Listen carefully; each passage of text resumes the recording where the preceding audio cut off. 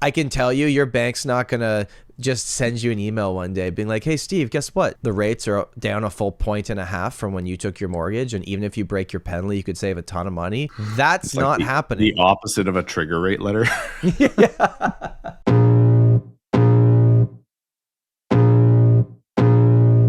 Welcome to the Tom Storey Show with Steve Karrasch and Tom Storey, where we discuss everything real estate or whatever else is on our minds.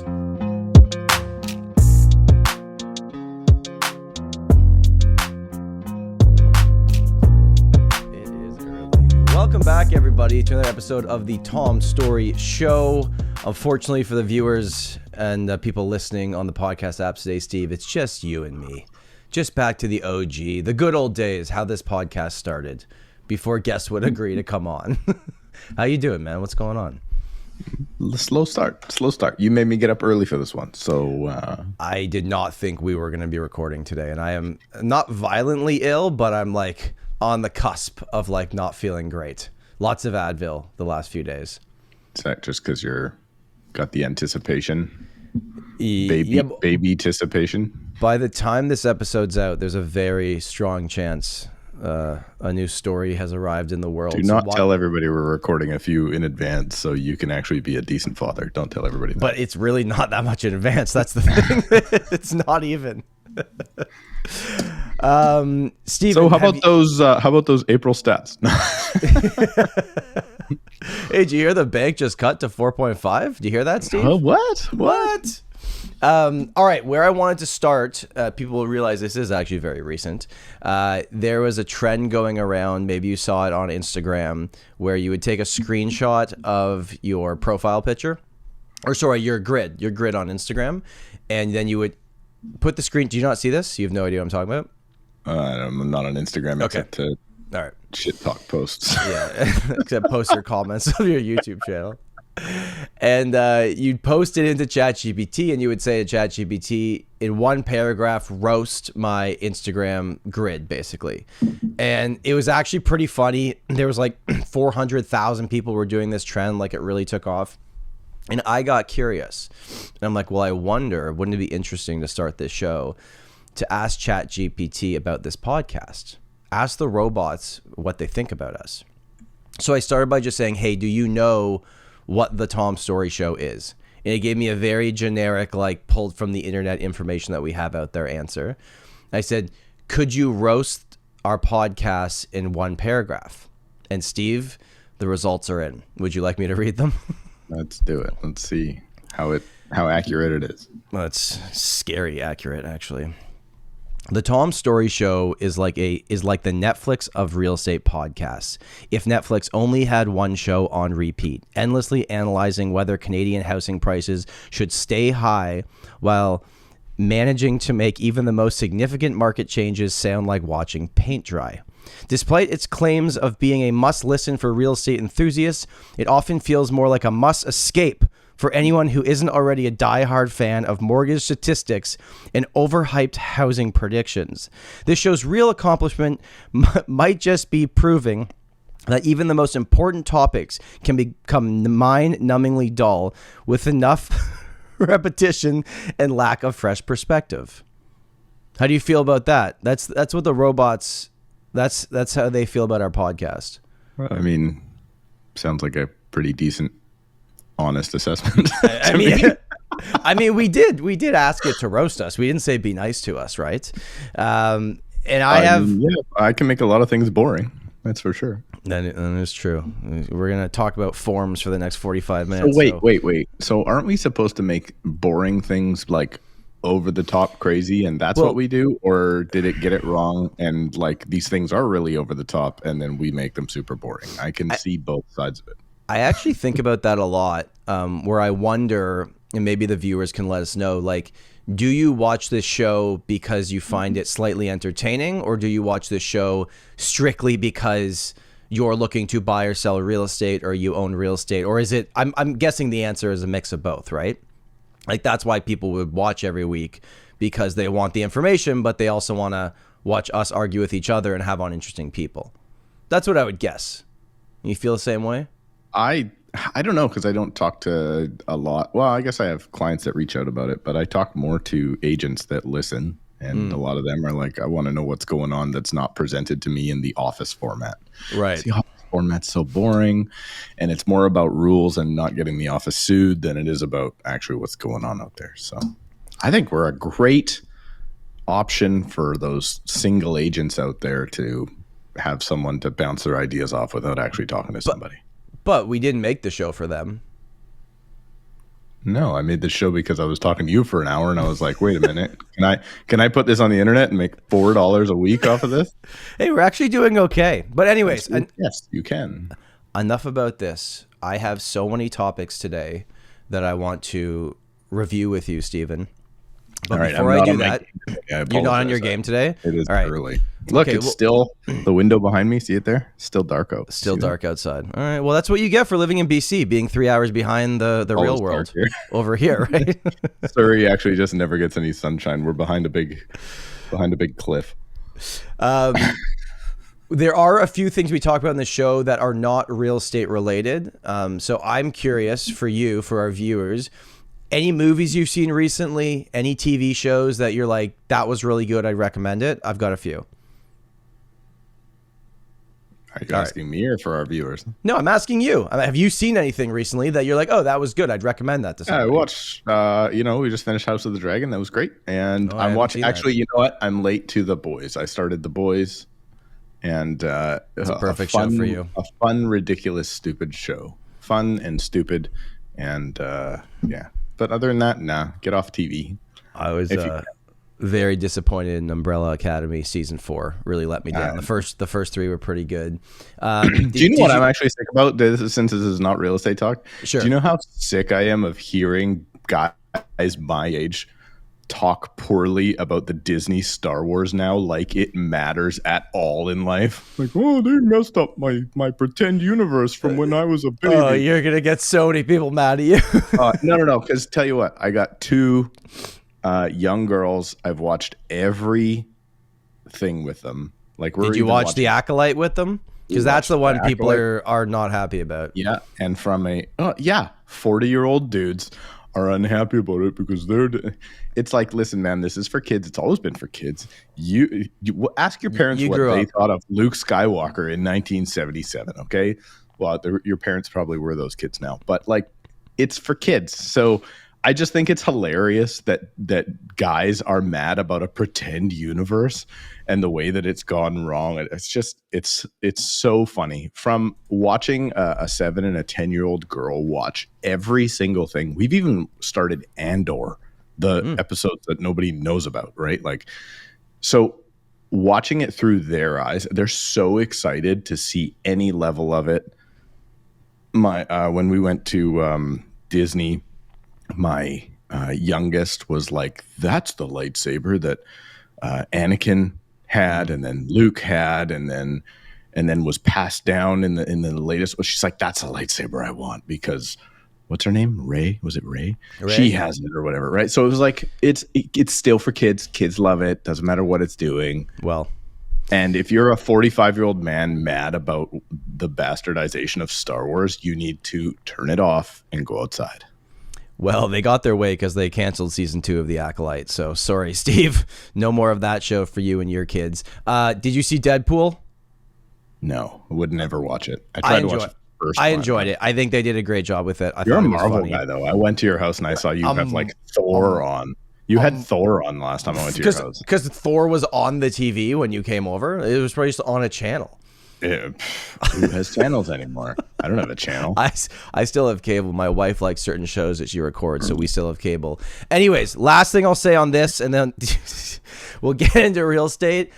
Presumed Innocent on Apple TV. Jake Gyllenhaal, fantastic. Highly recommend. I don't even like those murdery shows. I thought that was amazing, and like, let's get into real estate, Tom Storey. You're killing me here. No, I think people will enjoy that show. All right, Steve. I decided to take a risk recently, because Cody Krause calls me a fence sitter. So I decided, all right, I'm gonna take Cody's advice, and I'm just gonna embrace it. So I put out 2 videos on the same day at the same time, one where I was being excessively bullish about real estate, like going out of my way to be like, this is why you should be buying right now. I didn't believe everything I said, but I'm like, there was truth behind everything. And then I made another video saying like, absolutely do not buy real estate. Here's the 5 reasons why it's a terrible decision. And again, same thing. I didn't believe everything I said, but I put a case together on each side and I released them at the exact same time on my YouTube channel. And I don't know if you know where the numbers are at right now, but which one do you think is performing better? I just want to clarify. So instead of sitting on the fence, you just stood on either side of the fence. I jumped over. And I really just want to do that as an experiment to see like. So you did like a yay, you should buy real estate and a no, don't buy real estate video, and you release them at the same time. So the negative one. So if I release those both at once, I would say you would actually, on the positive you should buy real estate video, I think you would get more negative reaction. So it will actually probably be the one that goes better. And that's exactly what's happened. Yay, there we go. It's someone actually commented on that. They're like, I watched both.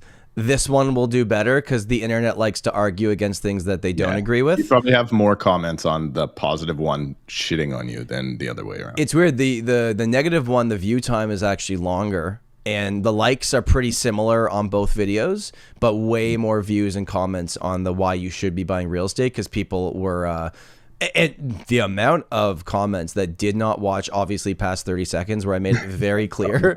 They're like, I'm dropping 2 videos. One is positive, one is negative. Go watch both and then make up your mind. Was a little bit shocking. But could I share with you, and I want you to poke holes in these, some of the reasons why I think you should be buying real estate, and then we'll go on the negative side. Okay. Okay, ready? Yeah. Number 1 for reason why you should be buying real estate, because you can see further than 2 years from now. You have a long-term perspective. Like, I 100% agree with everything I said in that point. Number 2, if you are an investor that's cash heavy, it may now be worth looking at what exists and where rental prices are, because rent has gone up significantly, but the prices are back to where they were previously. But Tom, I can put my money in a high interest savings account or a GIC. Yep. But you could have, they're coming down. As rates continue to come down, so will those interest rates, and maybe now it's looking like a decent opportunity. This one, which I gave you credit for, I didn't say your name, but maybe I did. Rarely like to give you credit. As Steve always says, rent up, mortgage down. That's I think you misunderstand that though sometimes when I say it. So let me clarify that. Sure. Rent up, mortgage down doesn't necessarily mean payment.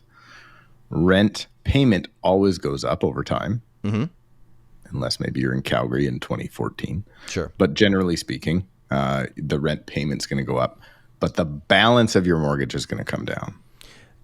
Not the payment of your mortgage, right? I'll just give you but sometimes some people that took the variable rates that were not adjustable and they were the fixed variable rates where they're just paying interest. That's technically not always true, but 99% of the time it's true.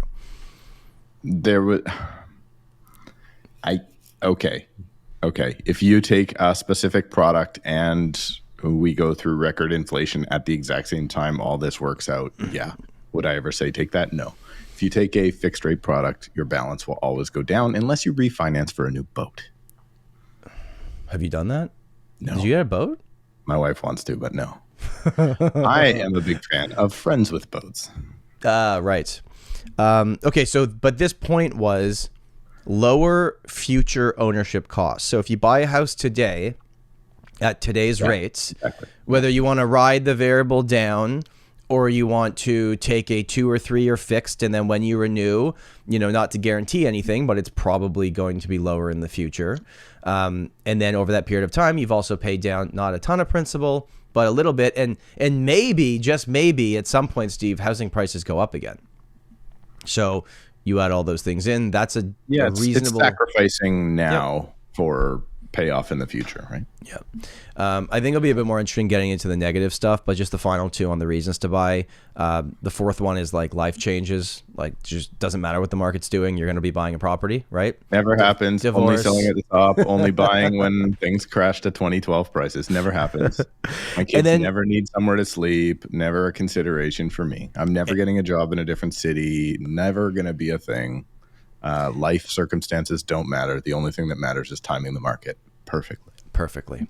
And the final one was, if you have a child going to post-secondary education in a market, you may want to look at options for buying the house or condo that they're going to be living in after first year university, and then renting out the other rooms to their roommates. Would you do that? This episode of the Tom Storey Show is brought to you by Realty Ninja. Hey, real estate agents, I bet you didn't get into the real estate industry to try to become a web developer. Realty Ninja will help you build a beautiful website for your business without becoming all techie, because me and Steve are certainly not techie. They'll set up your entire site for you, they'll migrate the content from your current site, and they'll take care of all the back end, switching the domains, all the things that you don't want to do, they'll take care of for you. Their team of in-house designers will make your new site match your current brand and help you stand out from your competitors. Best of all, Realty Ninja offers a free unlimited trial that lets you build out your website, and they do not charge you until you're ready to launch. That's right, they're so confident in their product and that you're gonna love the website that you build with them. They will not charge you until it's ready to launch. They don't even take your credit card details. Listeners of the Tom Storey Show will not only get an unlimited trial before you launch, but if you go to realtyninja.com/Tom, you will get 20% off your first year after you launch. A beautiful, functional, and professional website is absolutely a must in today's real estate landscape, and Realty Ninja delivers. So go to realtyninja.com/Tom for 20% off your first year. That's realtyninja.com/Tom. And now, back to the podcast. When your girls get old enough, would you, why not? You're going to keep them at home? University is too temporary. I would never, unless they're going to be there for 8 years. But let's say they go to a university that's in a market that you believe in. You'd still rather them pay rent than buying and owning it for 5 years, even if... Yeah, I want them to understand how crappy student housing is, and that they don't want to live in that. And I mean, the folks that I know that had their parents pay their way through university completely stayed in university a long time and enjoyed the ride and didn't actually do anything with their education. So I'm not a big fan. I'm not a fan of post-secondary. I'm not saying you're paying for their entire ride. Like, they could still be paying you rent to live in that property, right? Like, you're the landlord, but you own it instead of somebody else. Come on. How many guys are when their daughter fails to pay their rent because, they've been having caramel macchiatos every morning instead of paying their rent in college? How many even jerks like me aren't going to kick their own kid out of their place? So, all right, but okay, maybe let's take away your children from this conversation and just say, if you see a booming university town where you can get 5 people in a house paying crazy rent and you can own that house and own it long term, would you consider it if you had a property manager? 100% no. Okay, because I've had this situation. I've just had somebody applying for a rental of my own, and this was so bad. It's like a guy coming from overseas. I just got approved for my student visa, blah blah blah. He asked how many people I would accept in my unit, and then he said, he was like, I'm so excited. He's like, I just got accepted to NYITV. And I'm like, NYITV. I'm like, what is that? So I Google it. Do you know which college accepted this guy? The New York Institute of Technology, Vancouver. That's an interesting name for a place in Vancouver. If it's a legit school, I will eat my hat. It is a school of which they qualified for their student visa, which will be changed over to a work visa at some point. So, hey, I mean, they're coming, but I would not invest in that at all. I'll come back to the negatives, but that's actually interesting. So your investment condo, you're now looking for a new tenant. I will be. Yeah. Okay.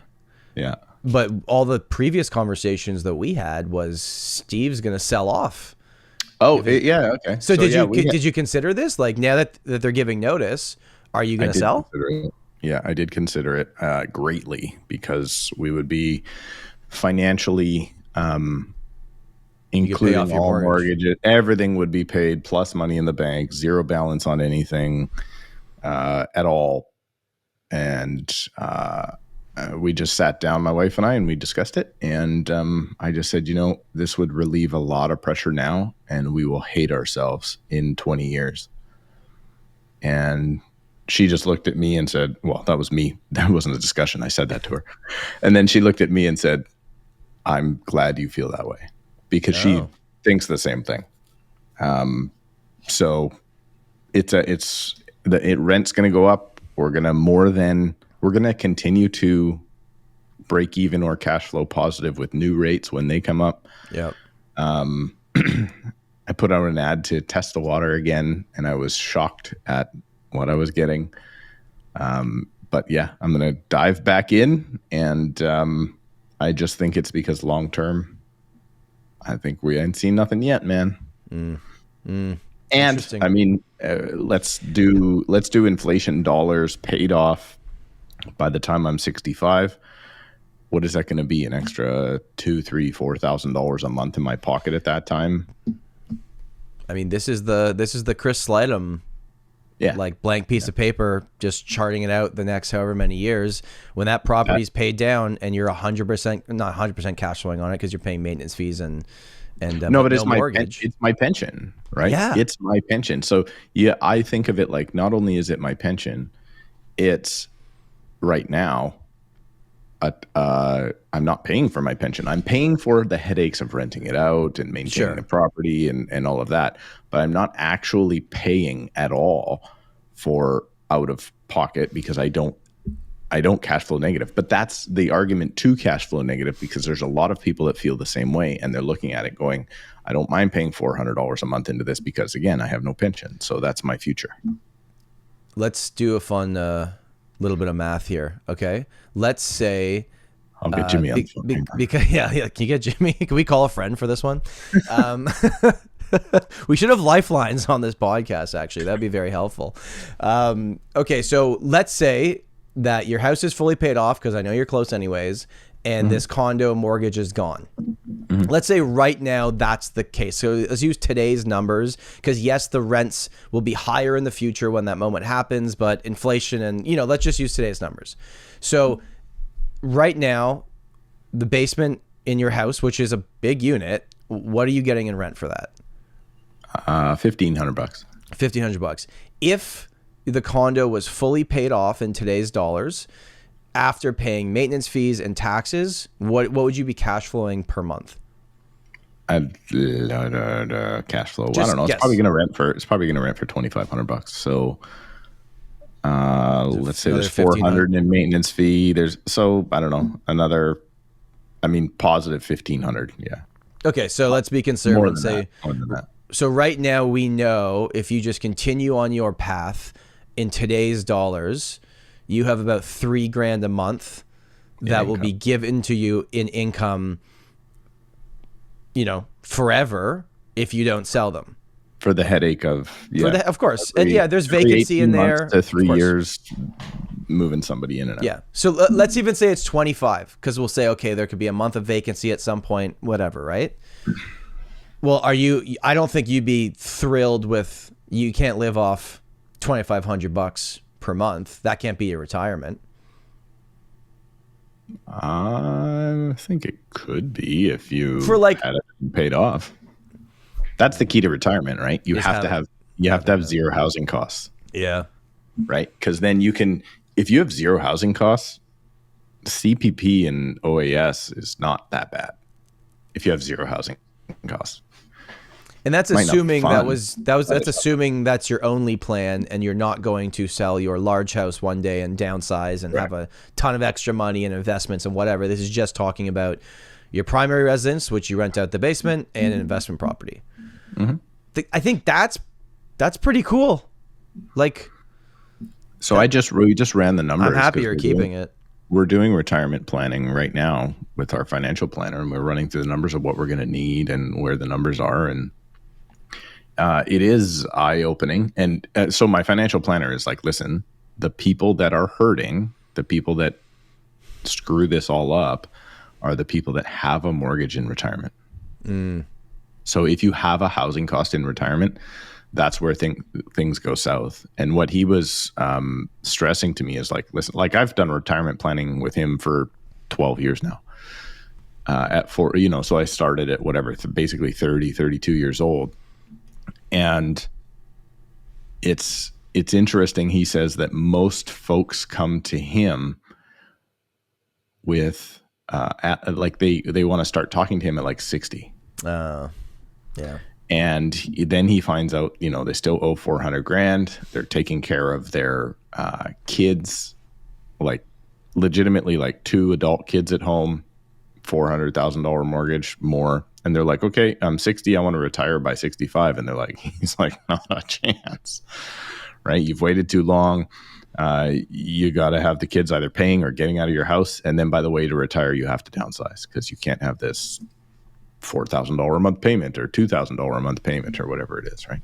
You got to get to mortgage free. So that's the goal, man. I'm pretty close. Do you remember at Rich's events, he'd always make us write down like our big goals, like the big goal lists at the beginning of the events. Yeah. I found one the other day that was from like 2017 or something. Yeah. And I hit 9 out of 10 of them of things I thought were crazy. And in things I was trying, there you go, things I was trying to do in my business, things I was trying to accomplish in my life. And not all of it was like money based, or it was like certain things and like where I want to be with family and things like that. Yeah. Can you find, so I've got a new one for myself, which is apparently in 2022 Masters, I didn't take many notes. I didn't put anything for all those listening only. I just held up my Masters Academy notebook. I've got a new one that will be my core focus, and I've actually not told nobody about this other than today, 2,000 people on the podcast and you. My goal is to be, so I'm 33 years old. I'm almost as old as you, Steve. I'm catching you. Well, I'm not catching you. You keep creeping up every year on me. But I want to be mortgage free on my primary residence and my cottage, which I don't look at as an investment property, on the main 2 by the time I'm 40. And I know that's super aggressive because you know what my mortgage balances are, but I think I can do it. After that, like pure investment properties, I'm not concerned. I'll have mortgages on those. For my house and my cottage, I want to be mortgage free in 7 years, and I'm going to have to get crazy Steve level money obsessed and just drill it down and make lump sum payments. I feel that too, though. I'm just looking through here. So my original goal was 42. So I have I don't do this currently, but I have a thick affirmations book. So every morning what I would do is I would get up and I would write down, I would fill a page with like my intentions. Yeah. Right. And I literally, I don't know if I can see this. Did you write down start the #1 real estate podcast on Sundays in Canada? It has been in here. Yeah. It has been in here. Yeah. It only took us 6 months to beat those other guys. But this is from June 19, 2018. One of my affirmations is I paid off my mortgage by age 42. Now I have failed at that. How old are you now? I'm 44. Okay. But you could have paid off your mortgage. That's the difference. Like we just talked, you could. I don't know if Yes, you could have. If you sold the condo investment, you could have paid off your mortgage. It's true. So it's like, did you actually fail at that?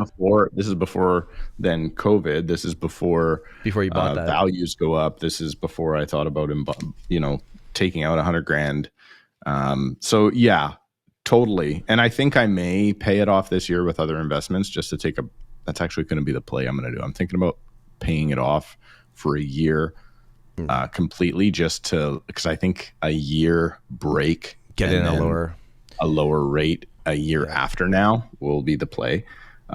This is not financial advice. Wait, let me ask you a question on that though. I know we can't talk. I have failed at so many of these. Let me go here. August 22, 2018. So these are the affirmations I would write down every day. I sleep 8 hours every night. I actually do that now. I crush sleep, by the way. I will crush all of you in sleep contests. I take BJJ. Look at that. I only started that this year. I only started that in 2018. I wrote that in 2018. Wow. You know, I have net worth things here. I thought my net worth was going to be $4 million, but it is not right now.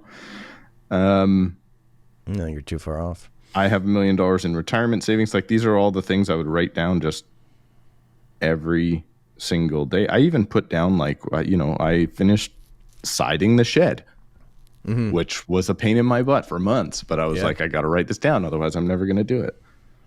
Man, I should really go back. We should start doing this again, eh? This started July 25th, 2017.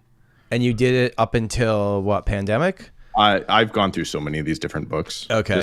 This book took me for almost 2 years to do. I only drink on Friday and Saturday nights. Fail. I weigh 195 pounds. I did at one point. Fail right now. I wish I could find my old books. Yeah, so like I like literally I would write this every. I should get back to doing this.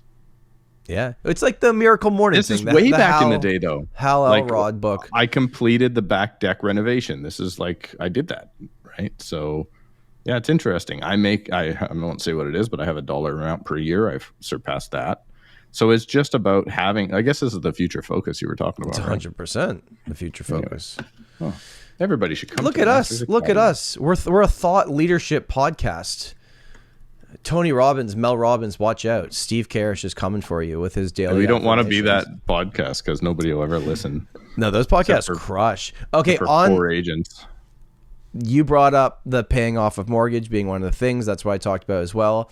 I decided to run a question on the main channel, and I asked people, have you ever... I'm not interested in what you're saying. Let me read you one more. Okay, fine. I'm sorry.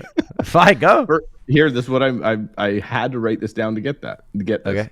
I am home for dinner and bedtime every night for my girls. October 23, 2017. Like, this is when my kids were like babies, right? Like, so anyway. What's the line that you tell clients? Like, the only thing I care more about than selling my home is having dinner with my kids and my wife still liking me. Something along those lines. Yeah. Well, definitely. Well, liking is a strong word, but sitting with basically, like I want to be a good dad and not get divorced. Like that's it, right? Yeah. That's 1, 2. Then selling your house, number 3. Okay, it's third on the list.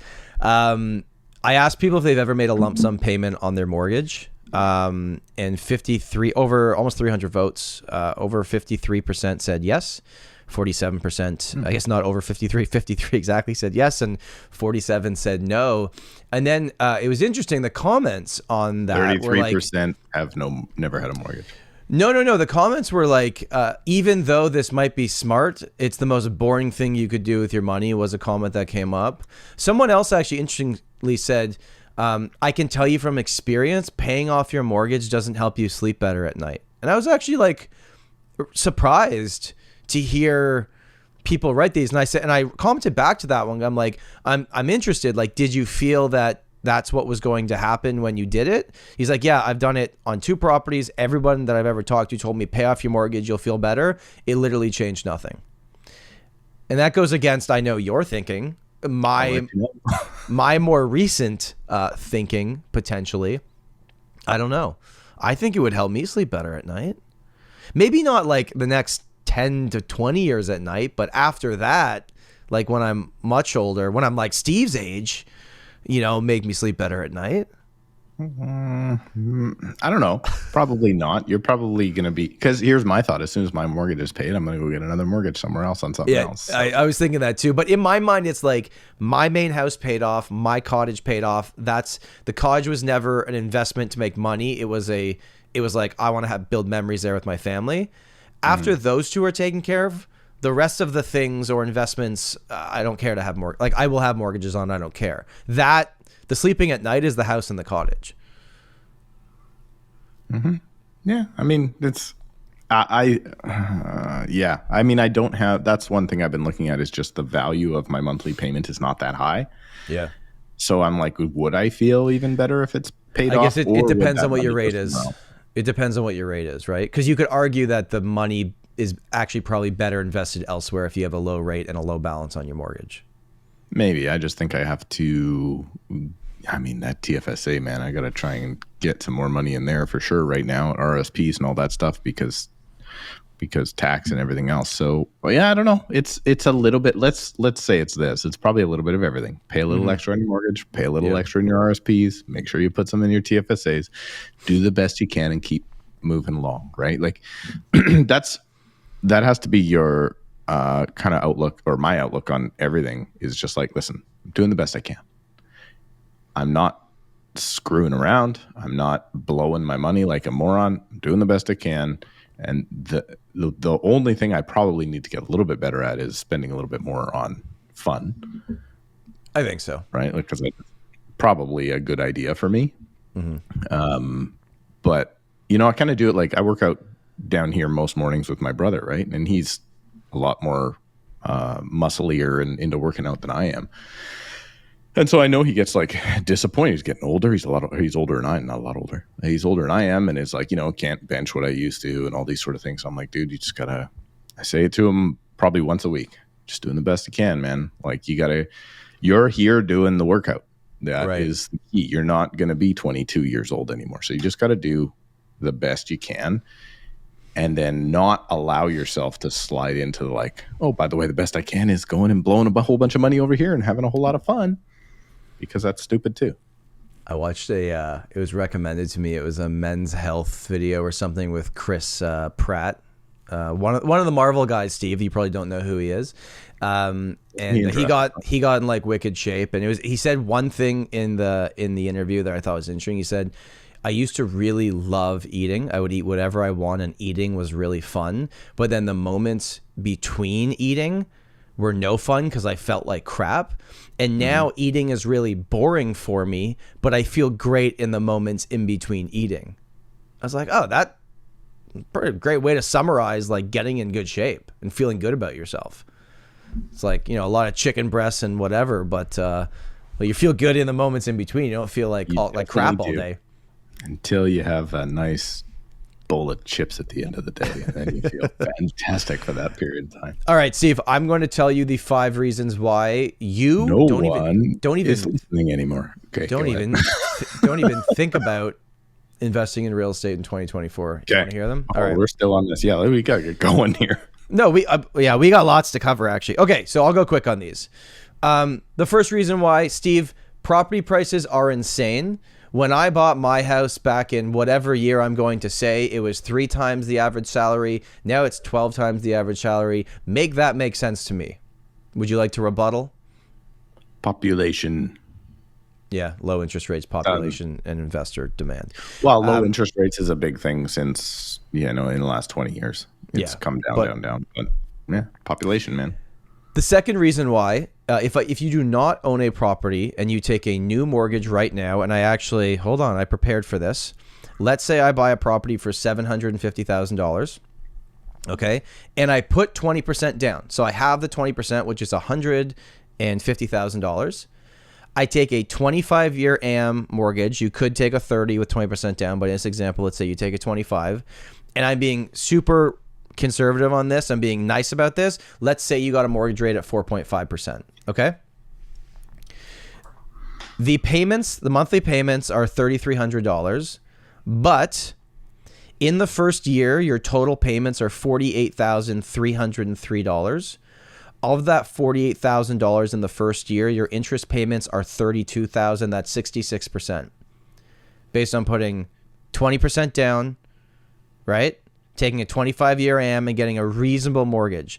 In the second year, your interest payments are $31,000. Then they are $30,000. Then they are $29,000. Then they are $28,000. So in those first 5 years, every payment you make, for the most part, more than 60% of it is going to interest. So make an argument to me that taking a brand new mortgage today is not just secretly just paying rent. You're just paying it to the bank instead of a landlord. You want me to make that argument? Yeah, come on. Push me back on this. Sure. You know what? I'm going to lose weight. I'm only going to lose 1 pound this month. Not worth it. Not worth doing. All right. Because by the end of the year, I'll only be down 12 pounds. I could just be now. I could have all this happiness in the meantime. I could eat as many donuts as I want. And, I'm just mad that I'm not 190 pounds today. So I'm not even going to try. Did you see you probably didn't see it because it was Instagram. Nick Hill, past guest of the show, posted this thing. It was a screenshot. I love his Instagram. We're Instagram friends now. He followed me. Are you? Okay. Yeah. It was a screenshot of someone on Twitter or X or explaining how inflation works, like to a child, basically. It was like, well, I used to weigh 200 pounds. Then the next year I gained 12 pounds. Then the year after that, I only gained 9 pounds. Then I gained 6 pounds. Then I only gained 3 pounds. So inflation's down every year, but now I weigh 200, like 30 pounds or whatever the number was. Yeah. Like that's the best I've ever seen in terms of, because I think so many Canadians are still like, the numbers came out recently, 2.5%. Okay, more rate cuts are on the way. I think we all kind of think that. Like life's still expensive. It's like 2.5% from last year, but then it went crazy. But it was so high before that it seems okay, but it's, the average Canadian's like feeling it. Oh, everybody's feeling it. Everybody's feeling it. So it's stacked up. Some more than others. Yeah. It's stacked up. And I'm going to have to say it. And, unless people vote differently, they're going to continue getting government spending. And, well, that's not true because even the other guys are going to continue government spending at crazy high amounts, right? I was actually curious about that. I was like, if you want real estate prices to go up, you would probably want to keep the current government in office. Correct. Because regardless of what they say, the numbers are the numbers, right? There's no arguing that. Their policies are inflationary, so yeah. But then it's like the people that I know that own the most amount of real estate that I'm talking to recently tend to lean more to a blue direction, and they want taxes to come down, maybe change the capital gains. Who knows if any of that will actually happen? But I actually think, if there is a change in government, real estate prices are going to maintain. They're not going to do what they did previously. I don't think you can come in and just save everything. Probably too far gone for a lot of things, but. Yeah, but it's just the valuation of the currency. We just have to slow its devaluing, right? Yeah. We just have to slow its devaluing. We just don't have to, the constant spending. What did they say? Speaking of Nick and other guys that do great charts on Instagram, like 40% of government employees have been hired since 2020. 40%. Like, do we need, personally, if I was at any level of government right now and I was trying to get the other guy ousted, I would say I'm gonna fire every single person that was hired since then, right? Like we're gonna take not fire every person, any job that was created since then in a new whatever department for, I don't know, pick your ridiculous argument. We're gonna get rid of them. We're gonna get them gone, and then get the government spending down, get the deficit down. All right. I want to hear about your multiple offer situation that you can now share. Can you publicly talk about it now? I can. It's firm. Yeah, it's firm. It is firm. Definitely. Okay. So just to wrap up on the negatives, put a bow on this. Market volatility and tenant laws aren't great. And if you can't handle it, you probably shouldn't be investing in real estate. Transaction cost is high. Maybe don't move. Just renovate your house because land transfer is so ridiculous. You should just stay where you are and make it what you want it to be instead of moving.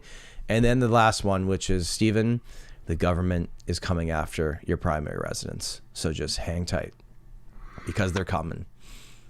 Yeah, but I don't know. That's a tough argument to have too, because it's like, do you want to make, would you rather have no money than pay 50% in tax? Like that's the tough part, right? Like it is tough. So for instance, right now, I just had a GIC rollover in my safety account. In my corporation, I have a safety account. If anything goes wrong, if there's a really bad year, I can still pay employees. I can still do all that.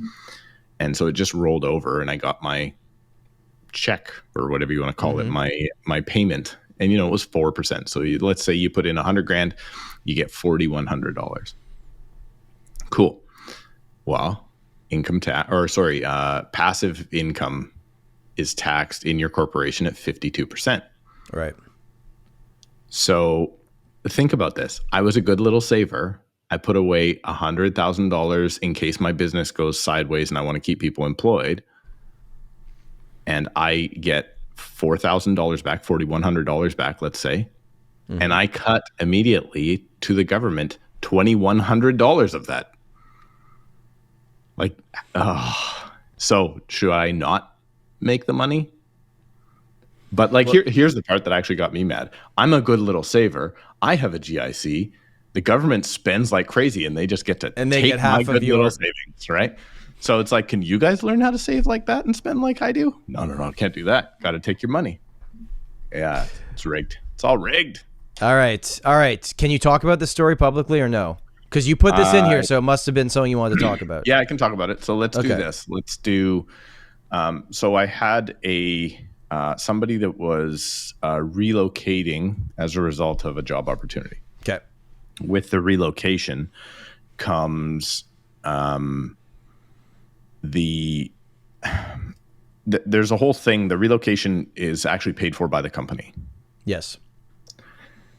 So when it's paid for by the company, there's different processes. The first process, and one of my favorite processes, is the bank comes in and does an appraisal. The relocation company comes in and does an independent appraisal. So they value this home at $1.15 million. Steve, never trust a realtor to do an appraisal. Okay. Only trust a true professional appraiser. Okay. Yeah. $1.15 million. So then I do an evaluation on the whole area. There is 75 homes available, and like 2 sales, 3 sales, right? There's like months of inventory are through the roof. So I was like, guys, this isn't going to happen. There's actually no sales. There was one crazy high sale, and then there was a bunch of really low sales, and there was nothing that really fit our type of property. So I was like, listen, guys, we're 900. Like, we're not 1 point. Like, the bank has, the appraiser has missed the mark on this. The appraisal should give you an offer if he thinks it's worth that. Oh, yeah. He should. They tell you what, we'll give him $100,000 off of that. Yeah, right. Yeah. So we list it for 900. Do you need insurance? The answer to that question is obviously yes, of course you do. Whether you are a tenant, landlord, or homeowner, you need to insure your property and belongings. And when I insure my investment property, personally, I choose Square One. Square One is affordable online insurance for everyone. If you apply for your Square One insurance policy using the link in the description of the show notes, listeners of the Tom Storey Show can receive $20 off right now, simply by going to squareone.ca/the Tom Storey Show. Square One is no joke. I personally use Square One for my landlord policy on my investment condo. I picked Square One because they were easier to work with than other insurance companies. And when I had an issue with my previous policy coverage in relation to my Stratas coverage, Square One was the insurance company that came up with a solution for my insurance problem at an affordable rate. Online quotes take less than 5 minutes with Square One. Get your home insurance quote today at squareone.ca/the Tom Storey Show and save $20. 900. Okay, cool. And it's crickets. Crickets. There's nothing going on. So we're like, okay, well, is it summer? Is it slow? If we lower the price, are we going to lower the price? What happens? So then we end up lowering the price down to like 800 because I'm like, guys, this market is not what it was, right? Now, keep in mind, these guys bought this thing for a very, very low value. Yeah. With not that long. Is there no mortgage on it? Irrelevant, but not a big mortgage. So then, like, we're getting at 800, we're getting nobody coming. And so the conversation with the client is like, is somebody going to come? Like, even if I lower the price again, right? Is anybody going to come? And I was like, I don't know. Like, this is what we always scratch in our heads. Like, it's really dead. Like, obviously, if it was worth $775 at 800, somebody would come offer on it. You would think. Mm-hmm. Nothing. Crickets. But the job's here. We're moving, right? So like, okay. So here's the plan. we drop it another 50. And if that doesn't work, we drop it another 50, right? Like this is the plan because you're moving. You got a job opportunity. You paid a lot less than this. So anyway, we end up dropping it to 750. At 900, again, the appraiser says $1 million, almost $1.2 million, like 115. We start at 9, we drop to 8, we end up at 750. At 800, no one is coming. We drop to 750. The open house that we do with every price drop, we do an open house, is a zoo. Only when you got to 750? We got to 750. So is it just the under 800 price point moves and over 8 doesn't? I don't know. Great question. Well, I mean, we were listed at whatever, $799. It wasn't 800, right? Okay. So it's like, then we end up, open house is a zoo, multiple offers, and the things ends up selling for like $775. I'm like, this thing was available for a month at 800. Nobody was interested. Drop it. And they probably would have taken 775 when it was offered at 8. Totally. Like they're moving, they're going.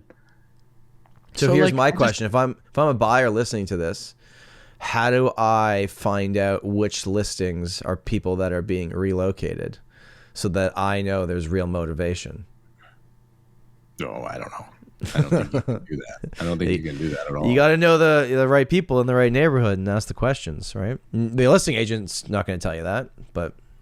No, I actually had a call on another listing 2 days ago, and they said, yeah, we're just wondering why they're moving. And I was like, even if I wanted to tell you that, I couldn't tell you that. So they're like, oh, okay, well, what about this and this and this? And I'm like, this is all private information you're asking. And it was obviously not an agent phoning me. It was a buyer directly. I'm like, nope. But they might not know that they can't ask those questions, right? Like realtors know and still ask, where buyers might be like, I just 100%. Want some information, right? Yeah, but why would you phone someone? Like here's how inexperienced the public is and why they need agents.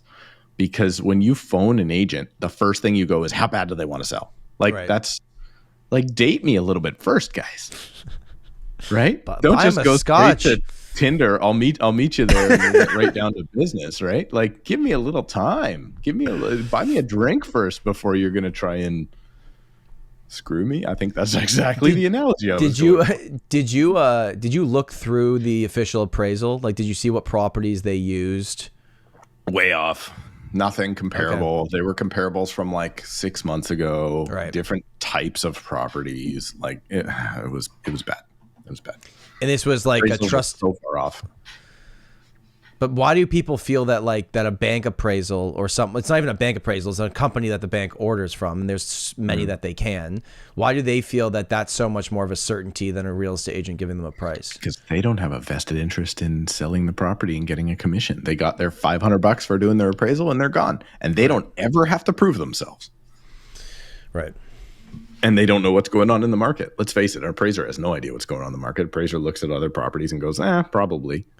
I've never had, that's not true. I've had a handful of issues over the years on our buyers purchasing properties, maybe 4 or 5 in the last 10 years of appraisals not coming in and having to show them why the value is there. And then they come back and go, okay, fine. Or worst case, sometimes you have to hire a second appraisal or you have to change the I had a foreclosure and the appraiser, I had to meet the appraiser there. And I gave him a number. I was like, this thing's worth $389, little crappy 1-bedroom condo.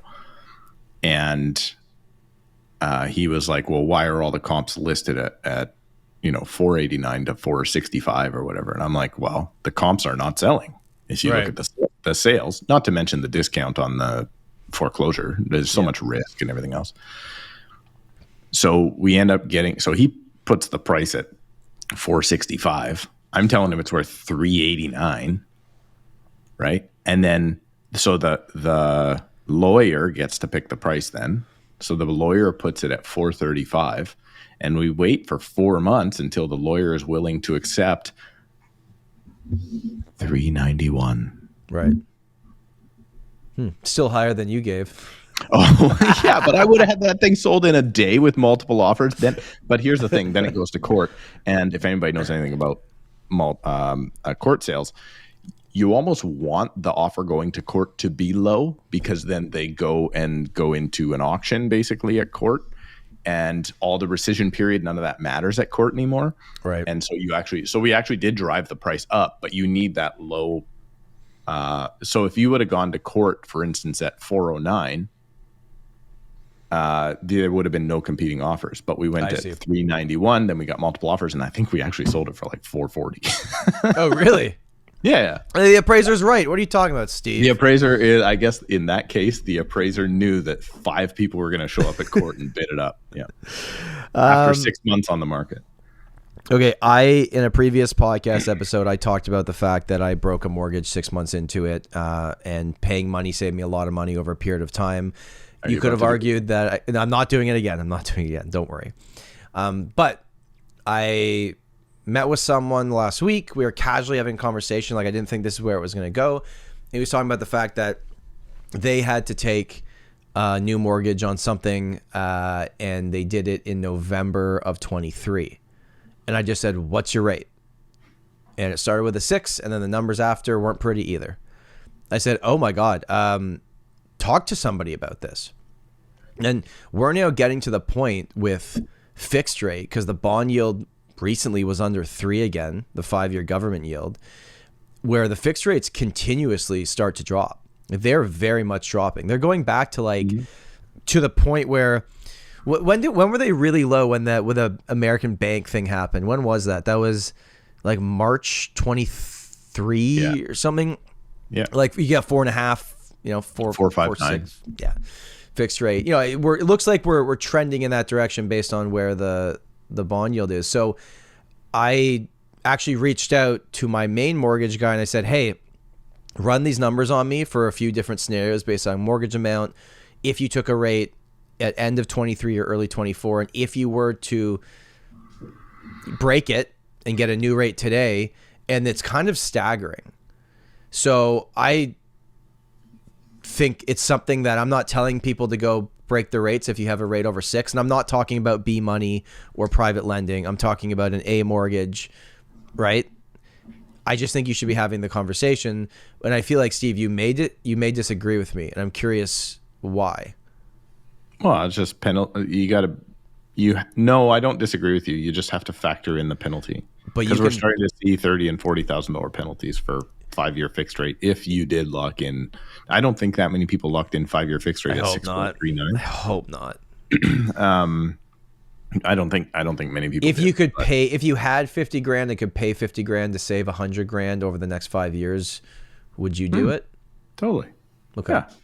And what people don't realize is that most of the time, you don't have to pay the penalty. It could come over with you and tack on. Usually it stacks on top of your mortgage. Which, again, I know more interest over a period of time, but it immediately brings down the payment. And my thought now is, like, if you took a mortgage, I mean, I hope people didn't take a 5-year at the end of last year. I hope they took a 3. But if you took a mortgage, figure out what that penalty is. If your mortgage rate's over 6 right now, figure out what your penalty is and just have the discussion.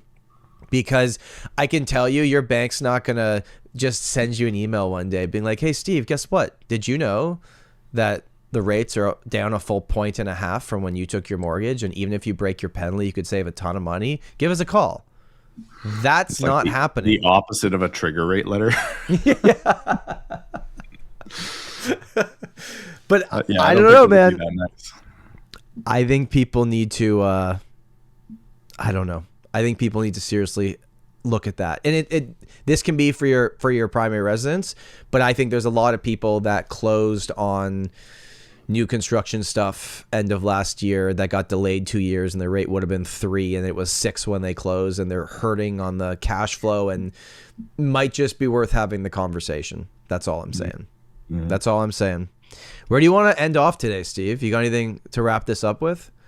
Man, I got a few more we can talk about. I want to I'll bring up a fun little story. So, speaking of TV, let's wrap this up, bringing it back to the beginning. I have one of those Samsung TVs, and Samsung TVs come with something called Samsung TV, which is 24-hour Baywatch channel, 24-hour really? Deal or No Deal channel. Yeah, it's super fun. It's just free? It's just in it?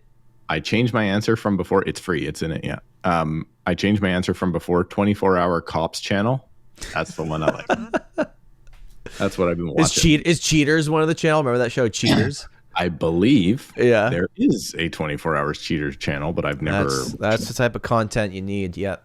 But one of the channels is, should I name the reality show guys are rejecting us left, right, and center. Let's name the show anyway. The Property Brothers channel. Yeah, it's they a have Property Brothers channel. The two guys with the beards and the dark hair. I don't even know their name. Yep. So they're very famous. They're very famous. Those guys. Right. They're international. They're so famous. I don't know their names. Drew and Scott, I think. So. Deal. All deal or no deal. No, that's a different channel. So my kids and my wife like to watch that one. So I walk in the room the other day and I'm like, wait a minute. I'm like, that house is a Fox Ridge built house in Sullivan Station. Like I can tell that house. Yeah. I can tell who the builder is. I can tell that blah, blah. So I'm watching this, and that was one of the houses they were looking at, right? Like, but the values were like crazy. The values were like 600,000. So I'm like, okay. So it's just an old episode. 2013, 2014, something like that. And so then they go back to the house that they want to move away from, and they're renovating it, right? So they renovate the house in order to sell it so they can move to something better. That's the plot of the show. So we're sitting there, and in one of the scenes, they forgot to blank out the address of the house next door when they're in the front yard. So there's me. I'm straight onto the eValue website, and here in BC, I start looking it up. I could tell which angle they were looking from, so I could tell which one. Before, like within 3 minutes, I was like, "There's the house," and I pulled it up on MLS. And it has only sold last time in 2013. So there's the value of what it sold for. Oh.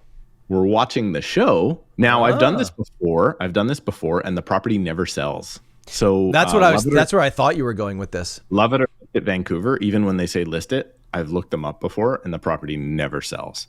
Okay. It's never even goes on the market. I can find the house, and it's never gone on the market. They just did a renovation with the Love It or List It people, and then for the show, I'm going to list it, and they never did. Yep. So this one, it was hilarious because the numbers at the time were like, it was a house in Ladner. The numbers were like, we told you after the renovation, we were going to get you $580,000. But now, with the renovation, we think we can get you $585,000. So anyway, they do this whole thing. They buy a new house on the show, and then they had to wait for some offers.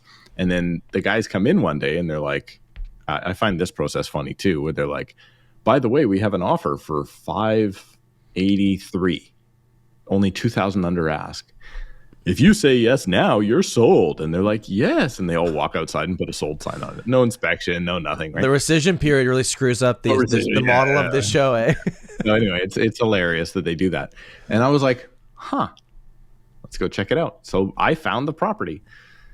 What do you think that property, now this is way, way, way, way back. What do you think that property actually sold for?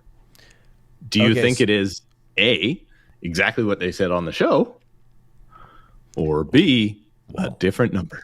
I'm getting a sense here, Steve. It's not what they said, and I'm going to say it's lower. So let's say 520 is what it actually sold for. It wasn't that low. It was 560. Okay, but why would you lie if it's so close to the actual number? Well, back then that was 20. I mean, that's 2.5% difference, I guess. And those guys are not going to sell for less than what they told you they could sell it for on the show, because they're amazing reality show guys. And did those guys, we are garbage agents. But did you look on the listing? Was it actually like listed? Yeah, they're not licensed. That's what I'm asking. Like, who actually listed the house? Somebody else? Oh yeah, it's a different brokerage. I think it was a Remax or something. But then they're pretending they're the ones negotiating. Okay. Yeah. Interesting. Yeah. So it's like this whole thing is like, people that do watch that stuff with the staging and the this and then that and the offer negotiation, and it's like, we went back at them and they're like making this big deal. Now, I think, the house you want to go to, these folks were like, they're asking $690. But I don't think it's worth a penny over $688. And then the clients are like, I don't know. That's a hard deal. Okay, let's take it. And then they come back, they wouldn't drop that low. It's 689. And it's just now at that, obviously the numbers are silly. Sure. But I was just like, I understand those shows are fake. I get it. I just didn't think they could legitimately just lie about the actual pricing, of which there is eventual evidence for. I just didn't think it was that far off. I knew it was all orchestrated, but I thought they would at least probably use similar numbers to what they actually sold for, as opposed to just what they told them. I thought the number would have been way different from what it actually was, the way you were telling the story. I didn't think it'd be 20 grand. It's like, well, why are you lying about 20 grand? Yeah, $23,000. But just reshoot the part where you tell them, reshoot the part where you tell them what the price is. Just do that again. Well, they didn't sell it quick either, so that's the problem. The TV show packed up and left, and then now they're on the market, right? I always the picture for the house, by the way, was like with all the staged furniture from the show. Okay. So it is real. Lots of it's real, just not all of it. Well, I think it's because they were like, "Oh, our place is worth $550." Yeah, sure. And then they put in a $20,000 renovation, and they had to make more money, but it would only have got them 10 grand more. That's probably what actually happened. My favorite is like the American shows where they're like, they find this decrepit house that's $97,000 and they buy it and put in 60 grand and then sell it for 450. And they're like, oh my, what? I'm like, I gotta go be a flipper in the States. Exactly. They make it look so fun.